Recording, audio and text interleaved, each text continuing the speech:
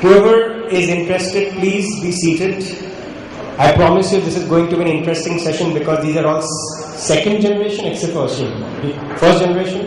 We have the second generation speaking about how to transmit, transport and infect the system with your passion. Because eventually retail sometimes, once again, none of you are multinationals. You are all Indian retail story, right?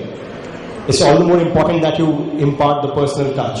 So the idea is, while retail can continue to grow, how do these people who are the next generation or even the first generation continue to maintain that personal touch?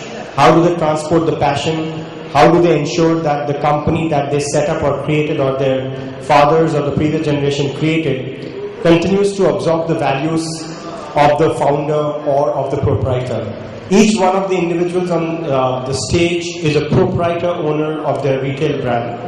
They are all Indian retail brands and they are doing very, very well. I have just been given a number from Sitanshu which I'll let him do the talking about. Phenomenal numbers. There is something about the personal touch which lets them make a lot of money. So the way we will do it is we will ask them what is it that their business has been able to absorb from them personally.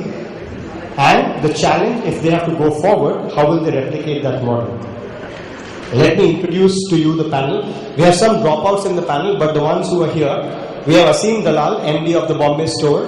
And if you live in Bombay, if you're not shopped at Bombay store, you're definitely missing something. And I'm not his marketing guy. So it's a beautiful store. I know two of them. I don't know the third one. I know the one in town and the one in Phoenix Mill. I don't know whether there are many more. 4 in Mumbai. So it's a beautiful store. Does the name limit his expansion into other geographies? I don't know. But we will get to that as well. Asim Dalal is the MD and founder of Bombay store. We also have next to him sitting is Natasha Shah. She is director with the Nature Scope, and which is a beauty product company.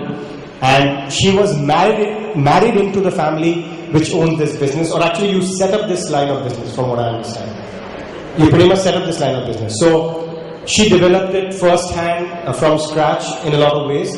So she can tell us as to what happens when she grows bigger and then she wants the system to replicate. What kind of personal touch will she need to have? Shitanshu Jhunjhunwala, he's come from all the way from Calcutta and needs to head out at 4:45 sharp because he has a flight to catch. We guarantee you the flight will take off. We don't guarantee whether you will make through the Bombay traffic or not. That is something which we will find out. You'll figure out how it works. Okay. He belongs to a family which owns a brand called Turtle. It's a Eastern India-based company.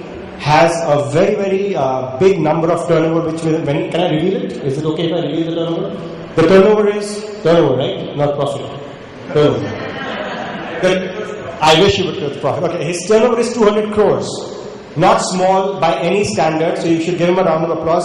Despite being Calcutta based, and I'm not saying it in a demeaning manner, what I'm trying to say it's a revealing thing because a lot of people in the rest of the country only associate Calcutta with Mamata Banerjee, and now we know it's you as well. Thank you, Shitanshu, for joining us. We also have from Delhi, correct? You are from Delhi. You also run a beauty company. He is Nitin Pasi. He is second generation. His father started the company. He claims he or his firm's name, which is named after a flower, has no BJP affiliation. He belongs to a company called Lotus Herbals. His father's name is Kamal, and he is here also to talk about beauty business, not about any of the politics of this country. Thank you all for joining us. May I request all of you to give them a round of applause. First generation or second generation entrepreneurs, but now wondering how to make sure that the company gets their touch, the personal touch that they're talking about. Asim, let me start by asking you. A lot of people would have the curiosity saying that the uniqueness of your business may also limit the ability of the management or the owner to infect the business in a positive way with the touch that you're talking about. How do you make sure that the passion is transmitted across?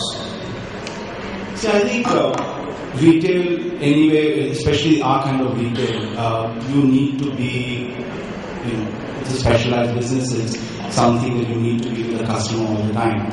And ultimately, the one way that you can pass it on is to do it yourself. Like for instance, in my company, I have put myself 20 hours of time on the floor.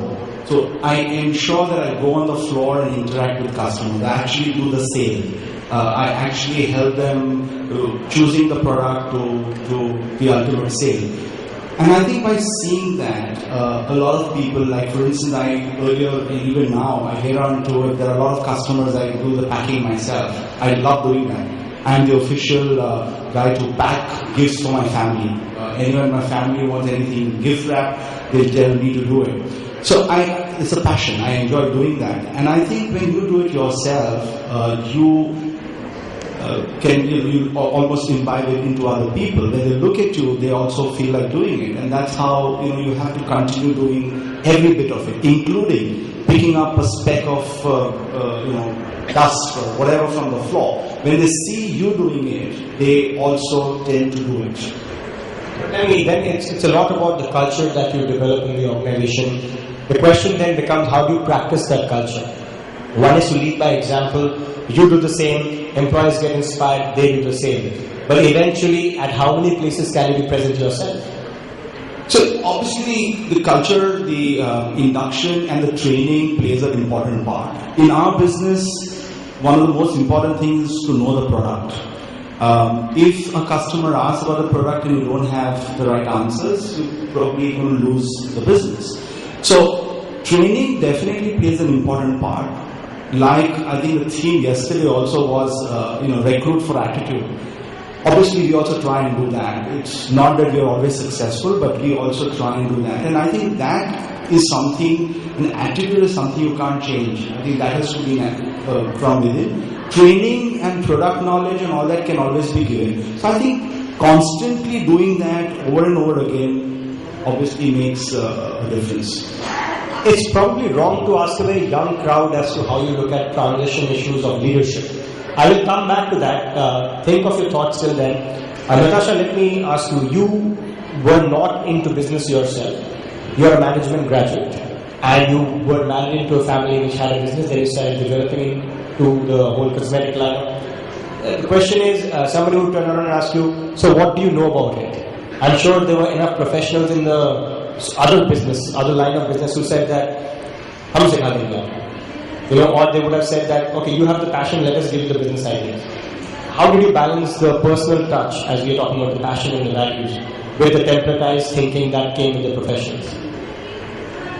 I was very fortunate that I got this backing from my husband and my father-in-law, and they saw that I was very inclined towards the subject. And when I started reading about aromatherapy, essential oils, traveled abroad and met like-minded people, met perfumers to understand how exactly this entire natural organic market evolves, or how do you start manufacturing products. I was backed up with a great R&D team with our parent company, and along with that, in fact in my company they laugh at me. I'm called the guinea pig of all the R&D. So any product which is at the R&D stage has to be tried and tested on me for months, and then I give them a go-ahead to launch it, to make alterations, modifications and things like that. I think the reflection of passion is to become the guinea pig of the business. So you submit yourself to the experimentation of the other scientists. Yeah, everyone sees in the company that the kind of trust I have on my products. So when they know it's coming from me, I have tried, tested it, give them feedback, make alterations. From R&D to marketing, I'm involved at each level. Like Asim said, we worked on the shop floor. I've even swept once the floor of the shop initially when we had launched it. We are just 4-year-old company. And something had fallen and the other salespeople were busy attending our customers. I didn't think twice. I actually took the broom and I removed the dust aside. So things like that, when you see it coming from the founder, you yourself doing it, it passes on to your beauty advisors, it passes on to the next generation, it passes on to the people who actually I call the brand ambassador, who are in your store all throughout. They are there in the store more than you are. So training plays a very important role in ensuring that you are part of the training. You speak, making them speak the same language, what you would talk about your brand, how you portray your brand, what are your philosophies, ensuring it's imbibed in them. These things play a very, very important role in creating this entire passion passed on to generations. Interesting, because you're still first generation. Technically speaking, the man sitting next to you is not. He's the second generation. Siddharth, let me ask you, you inherited, in the positive way, not in the negative way, you inherited the business from your father, and you still feel that he managed to pass on the culture and passion to you, and you are able to add value by evolving the business further. But does the employee who also transitioned from your father to you see the business in the same light? I think when I joined the company, we had about 60 people working in our office, out of which I think about 30 people would still be there. And overall, we've got about 130 odd people now. When I joined in, this being a homegrown business out of East, so there were the kind of culture that was there was very kind of a homely and kind of parental. So my father was like actually the father figure for everyone who used to work in the organization. When I came in, our retail division was severely bleeding because that time the whole recession had hit in, and I was given charge of revamping the whole division.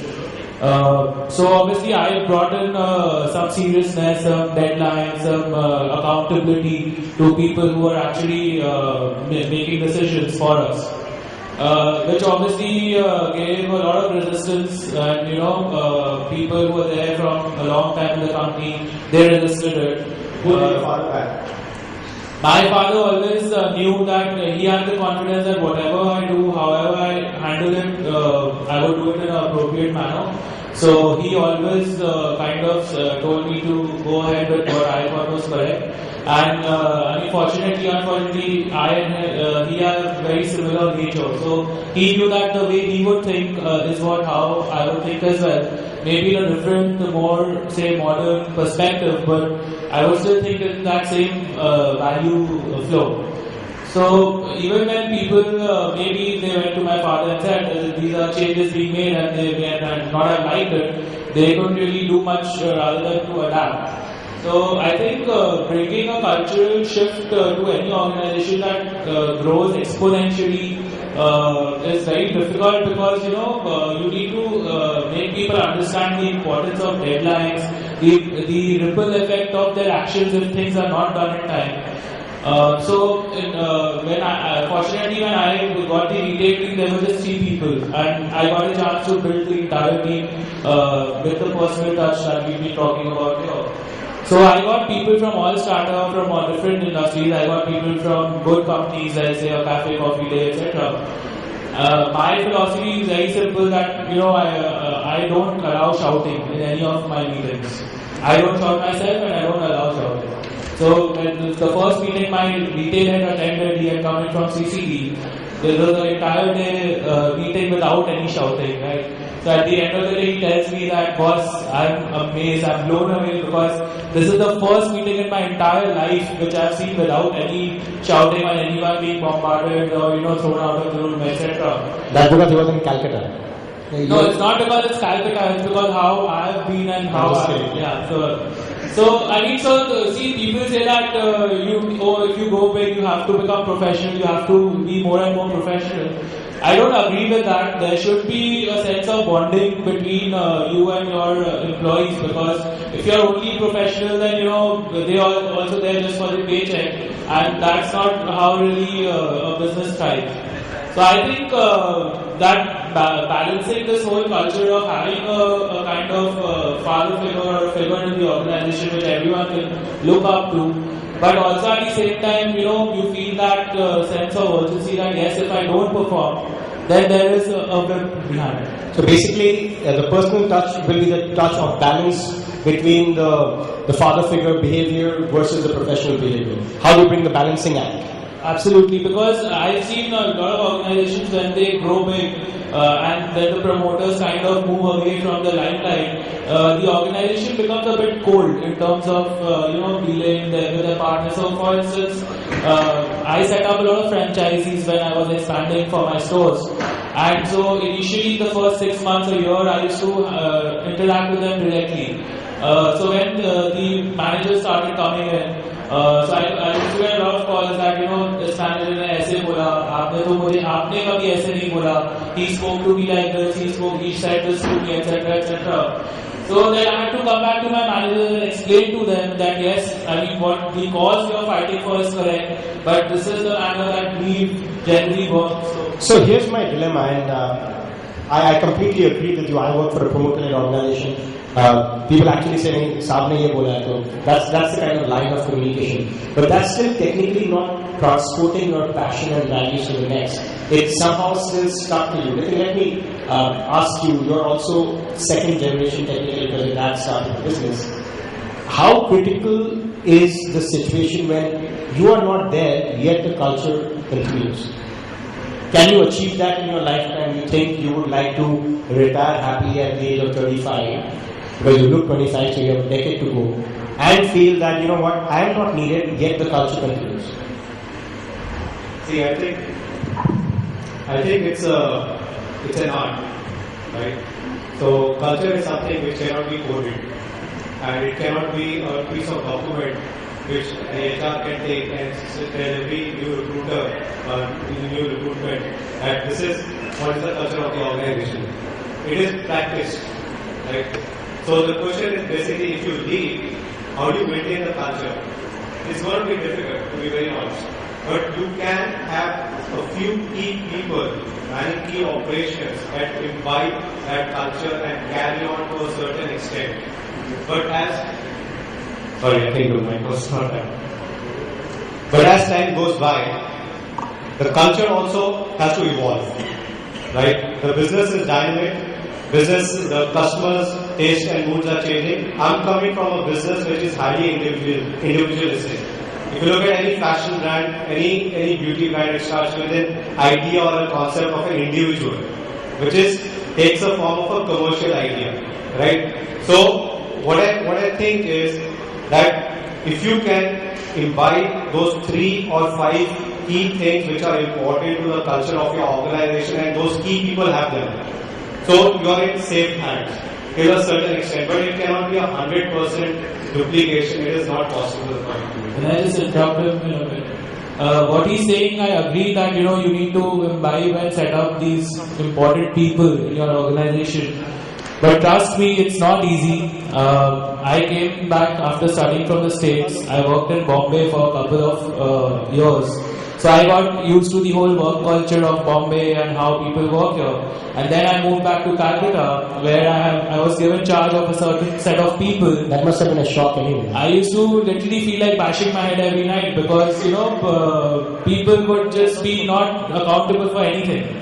So if you ask them, ये क्या हुआ, they'll be like, हाँ हो गया, या कल हो जाएगा, या परसों हो जाएगा, and परसों पूछेंगे तो और 2 दिन लगेगा. So it was very difficult to get them to do anything.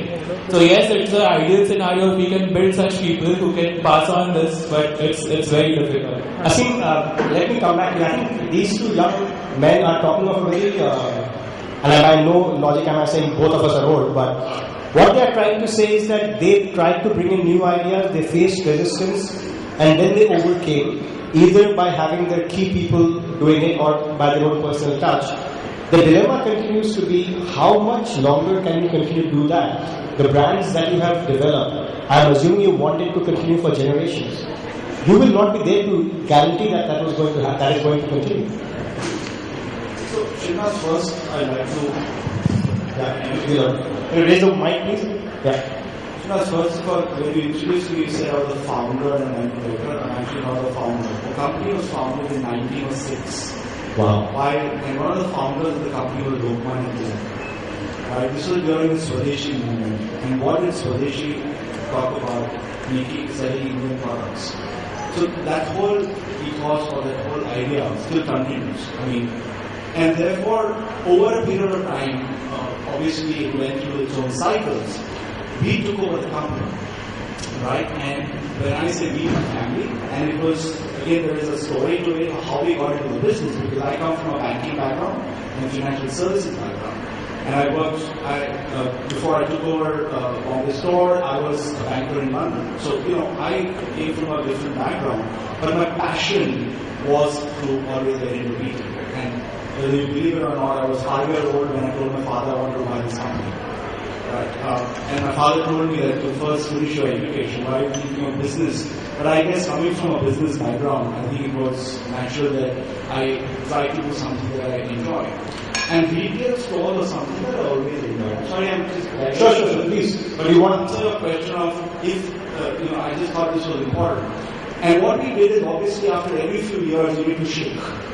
And when we took over the company, we revamped it. The company, even today, is called Bombay Swadeshi Stores, right?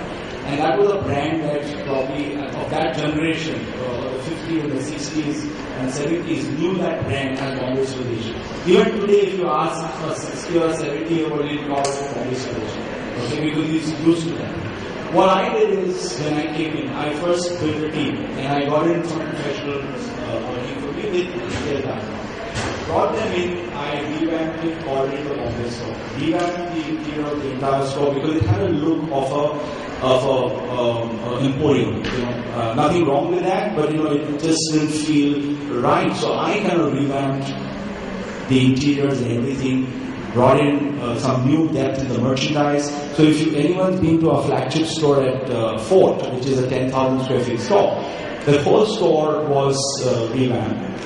And if my answer to you is if you survive for 107 years, you don't see any reason why you can't survive for the next 100 years. Because I think Indian products, with its culture, its background, and the amount of art and artifacts that we have in our country, I think it's a great future. But what we've done is we've actually tried to contemporize some products, because I think you need to change with the times. So very important is going to be the vision.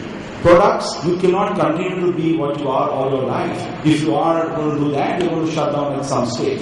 If we had not done that, I guess we would have died a natural death in 500 years. Now we are 107, 108. But technically speaking, you did not inherit a culture, or even if you did, you brought in a new culture altogether. Absolutely. So what is a new culture? Because what we had to look at was not just traded products. We had to get in design. We had to get in a new way of selling. So when we took over the company, it was like a store where, there's a salesman on the other side of the counter. Just like probably how pharmacy stores in India still operate. So we had to change that. We had to make it an open store format. We had to get in some new blood. So today if you go into my store, obviously the guys who are retired and gone, the new people that have come in, they're ready to learn, they're ready to understand, view new ways of visual merchandising, how to do up their windows, how to sell, all those kind of things, whether it's greeting. I mean, we have a thing, where when you walk in the store, they say namaskar, and that's something that we keep on telling our people to do, saying that, your guest is your God, Atithi Devo Bhava, and we try to imbibe that. And I think having those cultural things along with a product which is maybe you can call it fusion or contemporary is something that really helps. Interesting. So you've created a culture. Nitin, let me ask you, the kind of point that you raised versus what Asim is talking about, how critical is loyalty to the promoter in the context of imbibing the right culture? Sometimes, and you're all promoters yourselves, there is in the system a loyal lot who will never ever defy you, sometimes say things which make you happy, which may or may not be the right thing, but yet you still need them in the system to have your information channels open, keep your eyes and ears going.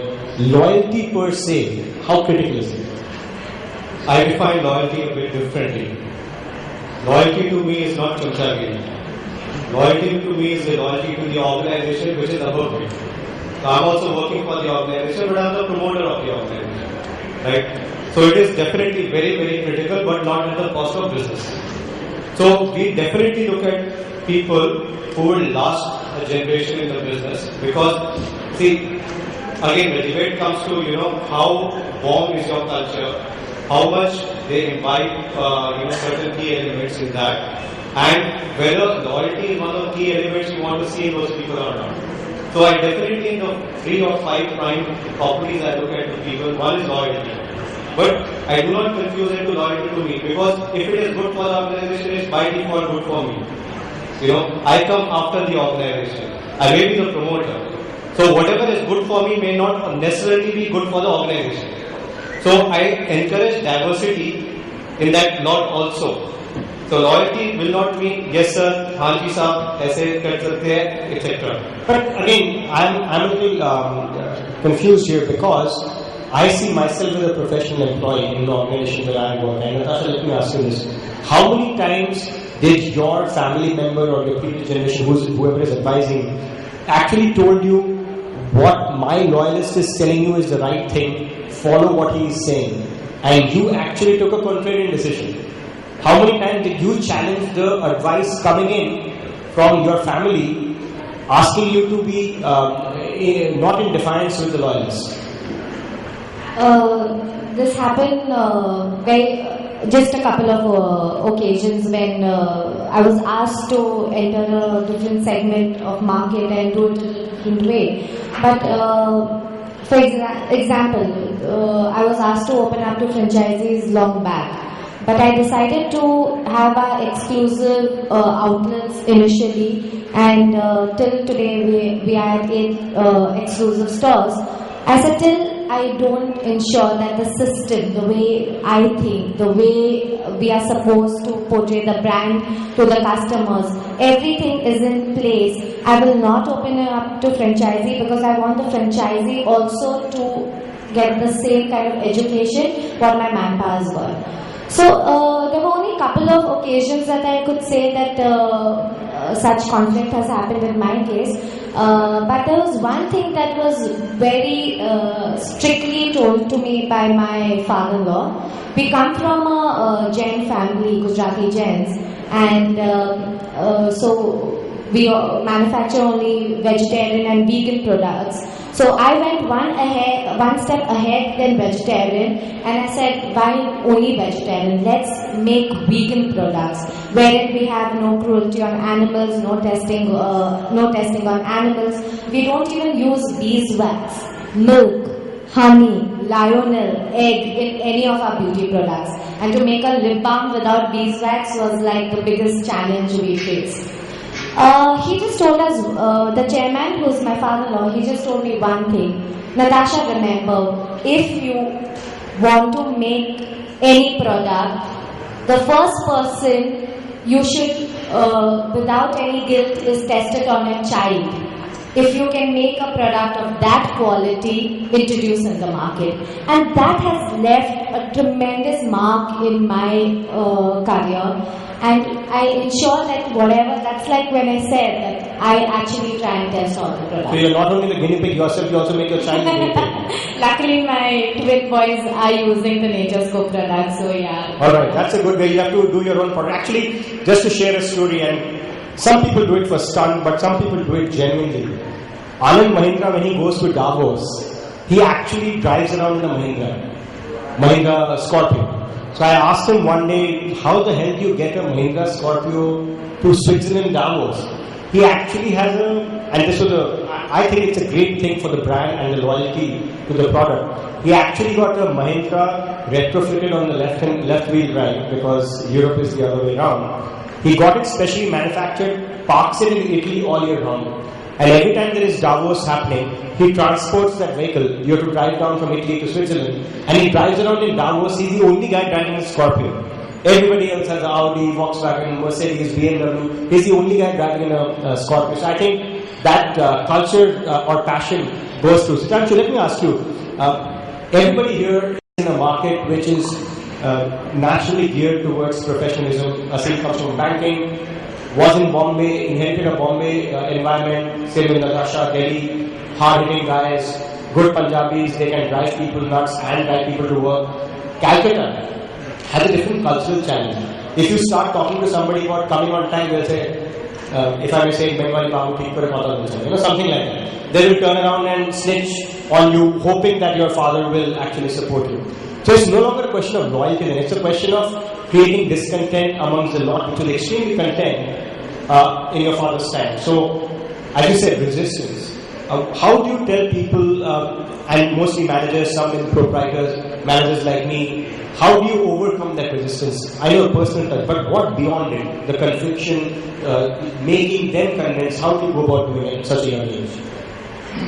Yeah, I think after a point of time, once the business starts growing, and when people see what's happening around them, so that peer pressure itself starts building.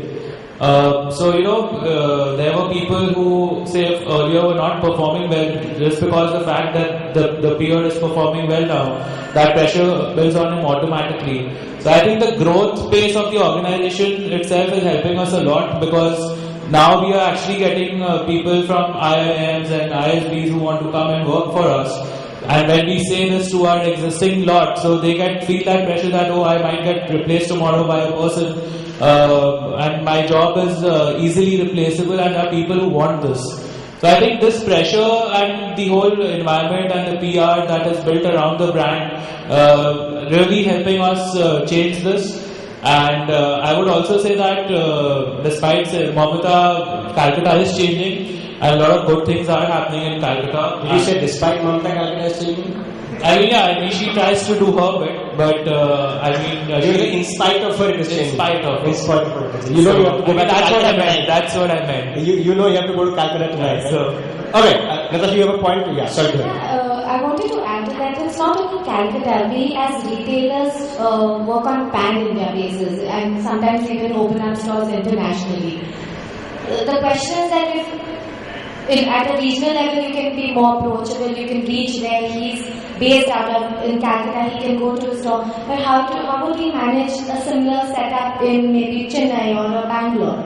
So I think it all starts with we promoters, founders, or the next generation as you call us. We all are on like a radar. We have to be we are at a constant watch by everyone. So we have to make our own systems initially. We have to ensure we walk into the office at the right time, really on dot, so the people around us are saying, okay, if my boss is entering at that time, I definitely can't enter late. Similar thing, going to the store more often, going to the retail floor, having one-on-one conversation with them, doing surprise visits, just flying out to another city. I think we have to make our own systems. We have to prove that yes, I can follow the systems, I can do it. If I have a child, I can work yet 12 hours, 15 hours, then yes, definitely you can. Yes, it's interesting that nothing succeeds like success, but then doesn't it kill your entrepreneurial spirit that you are not ready to fail because what will people think of you? Does that add to an extra pressure? I mean, you have to also experiment when you're entrepreneurial for your business to grow. See, we always can't say that what people will think. Maybe today they think I'm partying somewhere, but I'm actually attending a conference. So it's not necessary that every time all your people are well informed that, okay, today I'm in a conference or tomorrow I'm at a Bangalore store. I don't need to tell each and every person what's my agenda like. But yes, you are not living with that guilt or that, what I would say, that you're not scared about that entire factor that someone's watching you, but you want to do it because you want to see your business grow. You want to do it because you want to see your brand ambassadors, your salespeople exactly like you. You want them to be like clones. You want the cloning effect. You definitely want them to enter the way you enter office. You want them to talk the way you talk to the customers. You want them to end the sale the way you would have ended the sale. You want them to know your ingredients, your products exactly the way you say it. So I think you're definitely looking at a constant training happening behind your back, be it a regular day-to-day affair or as an induction program, but your mind is running that, okay, today I'm going to do this, so a new aptitude test I'm going to give, okay, so then I'm going to get refreshed about the ingredients or the product line, and things like that. So I think we are on constant roll, yeah. So I'll just add a bit. See, there is a customer-facing side to it, and there's an internal side to it. the customer facing side demands that there's uniformity. So how we deal with customers or channel partners, etc., it should be uniform across the organization. But internally, I encourage a lot of diversity in thought. But that's where the creativity lies. Because if they start thinking like me, I would not have the brilliant ideas which a 23 or 24 year, pass out from a B school can give. Because that's why I hired them for. So the thing is that, we have to separate out two areas very clearly. And coming to the original question, like, are we being judged what if we fail? So success and failure will always be a part of it. And the key people that we work with, they also understand. They will also be successful and they will also fail sometimes. Suppose they are given a challenge or a project or a task. It's not that all the time they will be successful. So when they understand this, they accept that sometimes you will also fail.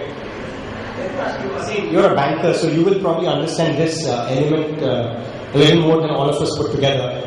Is the element of wealth creation. Sometimes, or especially after the IT revolution, a lot of employees started feeling that wealth creation is the intrinsic part of loyalty. How do you create wealth for your employees, which is a good way to translate the culture? You're Infosys because you got massive ESOPs, you created wealth, then you became an entrepreneur. But in your heart, you always remain in Infosys.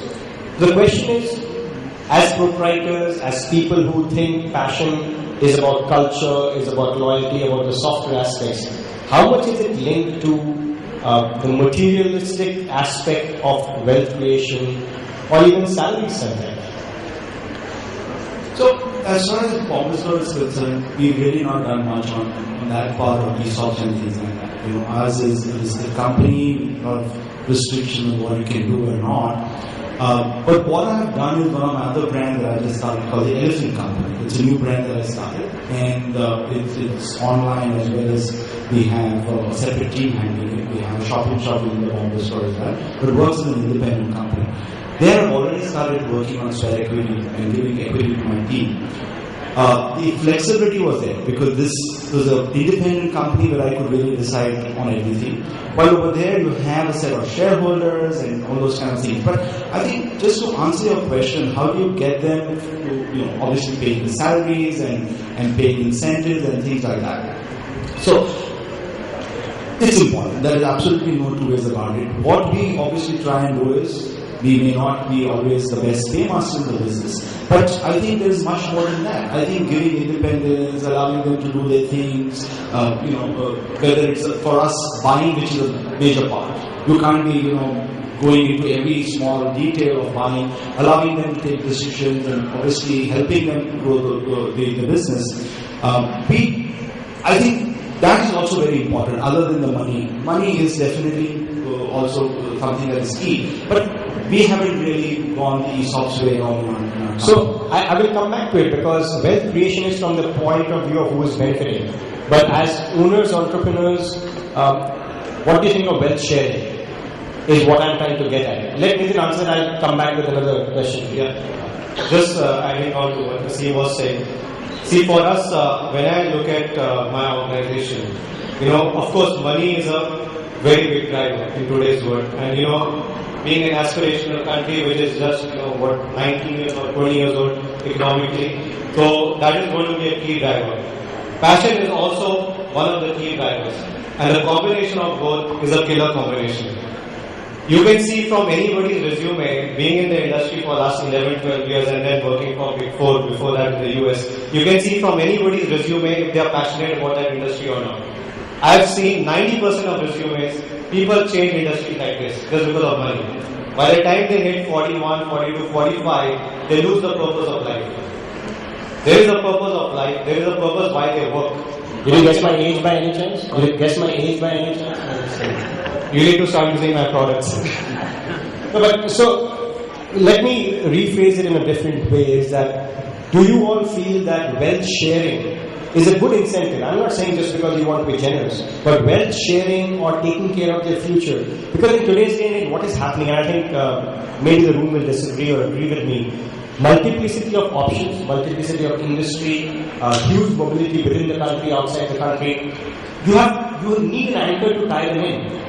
And I know loyalty, passion, these things work, but eventually somebody will turn around and say, you know what, this guy has a huge mansion, whatever, I'm still paying rent or EMI. There is an element of security. Let me put it like wealth sharing in form of providing security is a great way of transporting that passion of yours onto the next generation. I think it is very, very critical, and that goes without saying. I think that's very much evident. But the way you do it is the key. You should not give them on a platter. Because if they are able to prove themselves and add value to the organization, a part of it they can take back. That is my philosophy. If they add X value to the organization, I'm willing to part a certain percentage of what they bring to the organization to them. Does your father agree with you? It took some time. So he now agrees. Sudhanshu was nodding his head in disagreement. Go ahead. I think wealth sharing concept in India is still far away. As entrepreneurs, you know, especially coming from a Marwari family, it's all about me, myself, and you know, mera paisa and all that.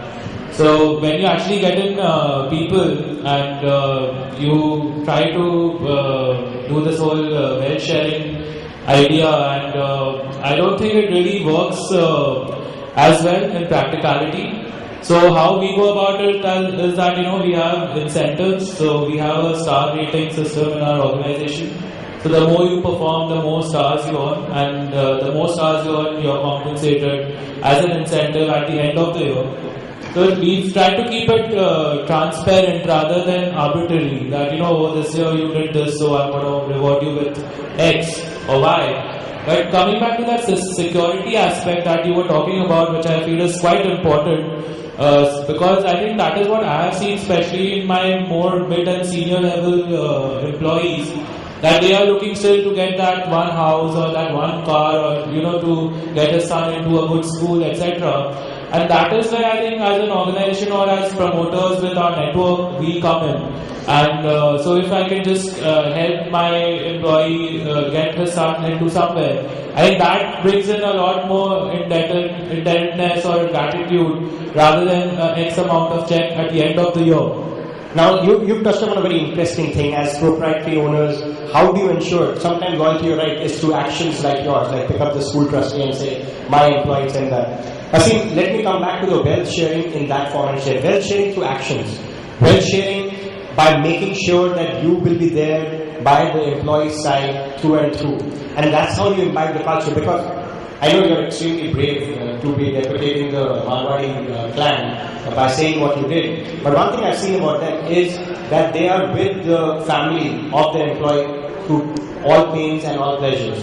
And in somehow, by loyalty through the intangible element of wealth sharing. It's not by just giving money, but by picking up the phone. I'll tell you an instance happened in our organization. Extremely moving. An employee's wife passed away while on a holiday, and the owner actually sent his plane to pick the body back up. Now, firstly, a lot of people would not do it, and I usually don't like to share stories about my promoters, but this was a story which moved me till no end. We actually sent our plane to get the family back, and imagine, nobody would like their private plane to carry their body back, but they did. So obviously that employee will give his life. Now that's the kind of passion, and he's going to be a loyalist forever. Now, how do you ensure, is it a strategy in your mind? Sometimes you have to smile when you don't have to smile, or don't want to smile, you have to be at their wedding when you do not want to be at their wedding. How do you manage this balancing act? So, just to share the same kind of story, it happened yesterday with me. So, one of my employees in my store in Pune has been with me for more than 25 years. I literally inherited her with the company. So, she's been around for a long time, and she was down with pneumonia. Down for the last month and a half, and she was not well, not coming to work. So I picked up the phone. I had done that earlier as well, but that time it was just that, I'm feeling not well, but this time it was pneumonia, and I was in hospital, in ICU and all that. So I of course ensured that my people went. I wanted to go myself to Pune to look her up. But anyway, I called her up just yesterday, and she was thanking me for having called her and having passed a loan to take care of a medical thing. And I said, don't worry about the loan, because the company will absorb it. And she said, oh, thank you so much. And then while that was happening, I asked about her kids and said, they are, but they are struggling because of the education and the fees and all. I said, don't worry, just send it to me and, we'll take care of it. I'm just sharing something which happened yesterday. I'm not trying to say that, we do this all the time. I would love to do it more often. But I think that makes a hell of a difference because there were at least a couple of thank yous on the call. Not that I'm expecting a lot of thank yous, but I think that appreciation goes down well with the employees. And just to add on to the employee sharing, I think all major institutions in India, major companies in India have been built on, at least you talk of Infosys, or you talk of even in the retail fraternity, you talk of Fab India for that matter. They're all on sharing, whether it's sharing with vendors or sharing with employees. And I think taking that and really implementing that is the key. I must admit that I haven't really done that, but it's always been there in my mind. I guess the other priorities have taken over and, not being able to do it. But I think that is the key for success in the long run, because that's the only way to really make them feel the ownership in the company. Well, I can tell you, it's very rare to hear such passionate views about compassion that you are talking about. So this session, apart from being about retail and the passion and how to pass it on, it's also about elements of business. And Natasha, sometimes they say, and I'm extremely biased in favor of women. I think women do it far better. It comes naturally to them. They do have the personalized touch. How critical is that to pass on that passion of being personal, talk to them, hold their hand, so that they feel that they are a part of you? Like you said, women do have that soft touch in the organization, and she really knows how to mother her employees. So I have a absolutely walk-in policy in my office, wherein any employee, obviously I should not be in the midst of a meeting or doing some important work that time, but they can enter into my cabin and talk to me on a personal level about their grievances. We usually have maternity leave, so I have gone through a twin pregnancy, and I understand how difficult it is to carry babies in the womb, and that's when I made a policy that for those women who go by train, they commute by train, they should be left at least 1 hour prior to the entire traffic moving out of office. Just by doing these small things, I think it just made the change. And now, apart from the maternity leave that they get these small perks. I ensure that, sometimes we just get snacks for them, and celebrating birthdays in office on a personal level. I actually go and in the conference room we arrange a cake cutting session. So I personally, if I'm around in office, I ensure that I attend the cake cutting session, taking them for picnics, accompanying them for picnics, and these are these small things where they feel that I am a part of them, they are a part of me. We talk about their children, they talk about my children, and it has become like a big family. So I would say that my TNC is like a big family, my extended family. So in a way, what you're saying has an inherent contradiction, which is when you scale, what happens then? So we have 200 employees. Just want to say, wait till it turns professional. Yeah, well, I hope that the professional actually doesn't mean loss of the personal touch. I kind of disagree. I know a lot of professional companies, and depending on how you define professional, they still have the personal touch. It's just about the culture, and as Aseem was saying, what you actually are able to imbibe. So what I would say that I've seen the cultures for 4 years, and I'm being in this company for 10 years, so I'm actually holding this process for 10 years, and the nature school is just like 4 years old. But since 10 years when I was working with the parent company, these rules have been there, and though I'm not a great part of the parent company now because I have the nature school to look after, but I ensure that even in their weddings, like we said, I go attend their weddings, but when, like we said, when we grow, I have passed on these morals, these values with my managers. So today if I can't attend, I ask my brand manager, is it possible for you to go attend the thing? So it's like passing on to the managers, passing on to the people from the top management level that okay, I think when I'm doing it, if I can't do it, I want someone to go and make my presence felt there. So that's why even at 200 crores, it's possible to keep the personal touch going. I mean, it is possible. It gets more and more difficult because there's just more and more people. So you find lesser time during the day. So, for instance, when you are 60 people and now if you are 130 people, even for me to meet, say, the third or the fourth tier manager becomes on a more decreasing basis in frequency. So what I try to do, I have these reviews on a weekly basis with all the office. And I follow the Steve Jobs theory that I walk around the office. So every morning I just take a walkabout in the office and I meet anyone, everyone say hi, hello. Anyone has any issue or if anyone stuck with anything, they can share with me. My father does the same. So I think by doing these small things, the employees feel that yes, the promoters are there for you at any point of time. Walk-in policy again a great example of how you could do things, but it does start deterring you personally after a while. So I had this walk-in policy earlier, but recently I had to put an end to it. So I hired a secretary. But the point is that these are all good practices, and how as you grow, the challenge becomes because the number of people that walk in, walk out, come into your office, it keeps increasing. So how you manage that and how you prioritize, I mean, that's the challenge. You have to start cloning yourself. That's what you got to do. No, I would not like to clone myself because I would only want one of myself. Alright. Okay. So before I turn over to the audience, one tricky question. And I'm sure people here trash politicians all the time, right? Look, dynastic politics. This guy wants his son to be in the business, that's why he's in politics. Akhilesh is getting in, Rajnath Singh's son is getting in, Rahul Gandhi is getting in, Jitin Prasad is getting in. You name everybody, almost I think 47% of the younger generation is a lineage story. How comfortable will you guys be, since you've all talked about culture, imbibing good practices, best practices, next practices, that the person who inherits the business from you does not have the last name Parsi, Jhunjhunwala, Shah or Dalal? Asim, let me start asking you. How comfortable will you be to hand over the reins?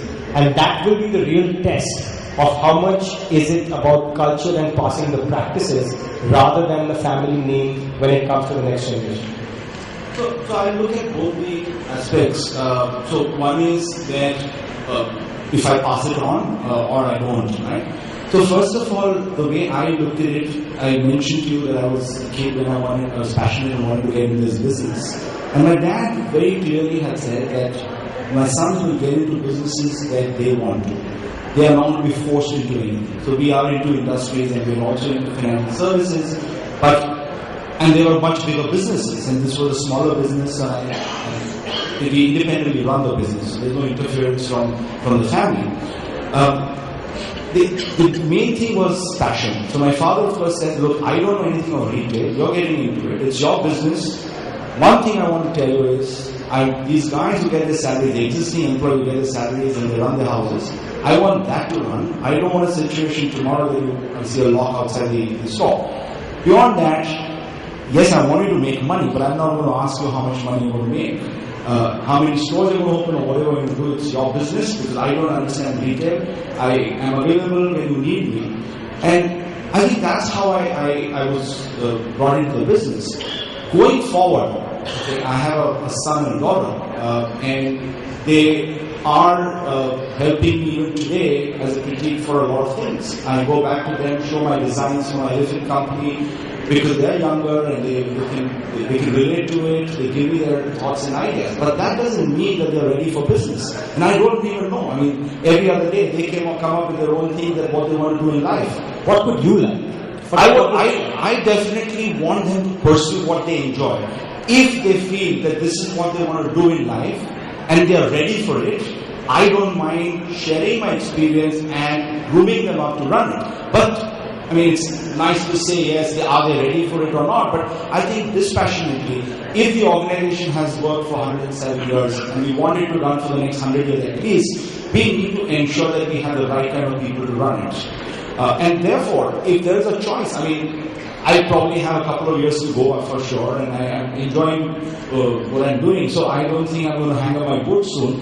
And by the time my kids are ready to do it, fine, let them come in. It could be my daughter or my son. Doesn't necessarily have to be a male member of the family. I hope to see you on the 20th anniversary of the India Retail Forum and pose you this question. So definitely we'll lock it and we'll keep it. But Nitin Pasi, let me get back to you and pose that question. Same was said by Narayan Murthy. Same has been done by Azim Premji, but the same has not been done by Ratan Tata. Which model do you prefer? See, for me, as I said before, right, the organization is bigger than me. So the decision will be based on that rationale. Is it that the future generation of Pasi family coming in able to take the organization forward, or is there somebody else which is more capable? So it's going to be a very straightforward to me. I know it's very difficult. Sounds very easy, but it's going to be difficult. Actually, it sounds very difficult to me also. They sound extremely difficult to me. The thing is, I'm in the beauty industry and I have 2 daughters. Now I know which way the business is going. Siddhanshu, again, idea is not to make it facetious, but the way this topic has been structured, how do you pass on the passion to the next generation? Why did your dad not choose an employee to head the business, for example? Apart from the Marwari factor, let's keep that aside for a second. I know you are a big critic. I asked him this question myself because I'm an engineer by background. You are very brave, I can tell you that. So, and here I was put into retail, knowing not even the hour of retail. All I knew that I had my wherewithals and I had common sense. And that's how I went about it because, yes, I mean, ultimately it was a family-run business and I was the next person in line to take up charge. But having said that, I have seen Total from day one when I was a 7-8-year-old kid. So the first store we opened back in '94, I worked throughout the night with my dad, hand in hand, put up all those merchandise on the shelves. So I have been passionate about this from that age. That might not be necessarily true about other people who enter their family businesses. But see, having said that, I also think that if you ask today a 20-year-old or a 22-year-old, what do you want to do, or you know what should your career be, 90% of those people won't have an idea of what they really want to do. So there's this law called Mendeleev's, law of conditioning people, right? So if you know that you have your offspring and if he is intelligent, he is capable of taking up the mantle at some time or point in life, why not condition him, and create circumstances where he starts to believe in what you believe and groom him in such a manner that yes, when the time comes, he is able to step up to it and also he enjoys it and it's not a burden to him. After all, blood is thicker than water. Eventually. I mean, why are we here otherwise? Alright, good. That's at least an honest answer, guys. You got to compliment him for his honesty, as far as that is concerned. Natasha, I know you have 2 sons. You said you have twin sons, so they're not getting into the beauty business, for sure. I'm sure they want to pursue women who are beautiful. You never know, we have a male Nitin handling a beauty business very good. He has 2 daughters, his picture is very different. But how do you view this whole aspect of passing this on? The culture, you feel more trusted of your own blood to pass on that passion for retail? I was not forced into this business. It was my choice to start this business, and I see it the same way that if my sons want to continue with this business, like he said, I'll be more than happy to groom them, support them, tell them the strength, weaknesses, and get them to that level that they can run the show. And if they want to extend it to another, diversify it, or they want to take a job somewhere else, I'll be open to that too. So. And you don't mind at that point handing over the business to a professional? Yeah, I would. If I wouldn't see another, if I could see another Natasha handling the business the way I did, I will definitely pass it on. They're all talking about clones suddenly. I would like to have a Siddhanshu around. I will like to have Natasha around. Alright, we have some time for a couple of questions. So, yes sir. Could you just stand and wait for the mic to come to you? Can we get a mic to him please? Or why don't we take my mic in the meanwhile? Come.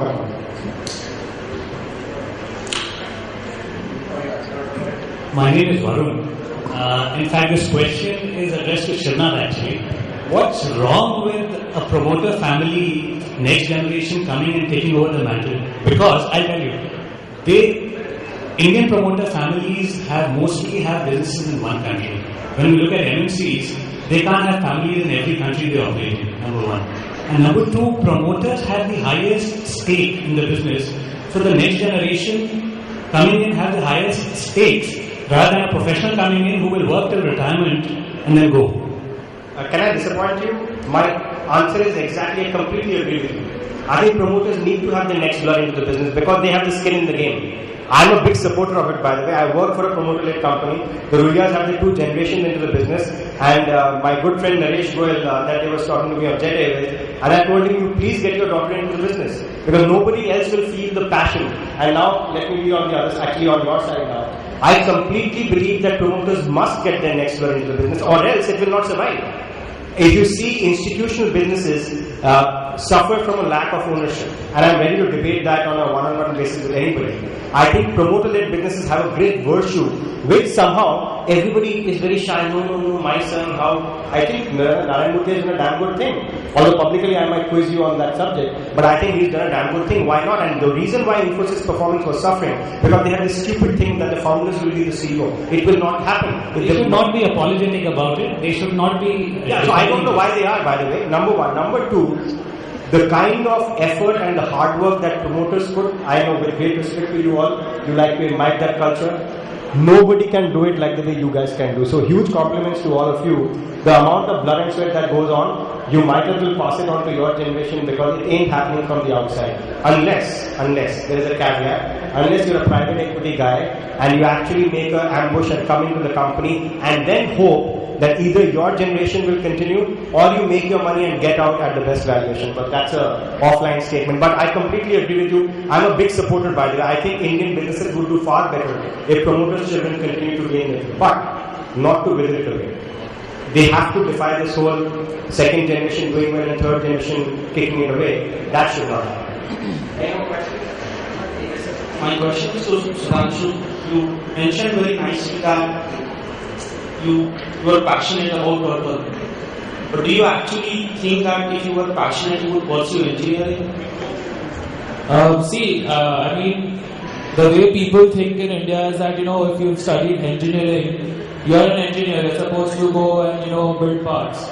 It's not like that. I actually studied supply chain engineering. So that is actually the whole supply chain, logistics, back-end management, operations, etc. When my family was structured in such a way that when I was growing up, we had a joint family. We had my father, 2 of my uncles, and another brother working in Total. So actually, I never knew whether I would have enough work when I actually came into Total. So I always kept my options open. So when I was studying, the mind frame was that yes, I am gaining knowledge, I am gaining exposure, and I don't know where this is going to lead to. So when I came back, I took up a job in logistics in Bombay. I even worked for SR Group for that matter, for a brief stint. But yes, when that final calling came, then I went back. And all that education, all that exposure has definitely helped me in whatever I'm doing now. I think the basic training, were you here yesterday for the inaugural? The Indigo guy, Aditya Ghosh is a lawyer by training. And the CEO of a company that just made 700 crores of profit. So I don't know what basic training has to do with the business you're eventually in. Alright, more questions? Anyone? If you don't have questions, I'll ask for a rapid fire round. Sure, nobody has a question for the next generation and their passion for retail? Fantastic. I think you guys have answered all the questions and we have confused them a little bit more. Very quickly, Asim, 30 seconds. In your business, let's say 10 years down the line, we are at IRF 2023. What would you be telling this audience as far as passing on this passion for retail is concerned to the next generation?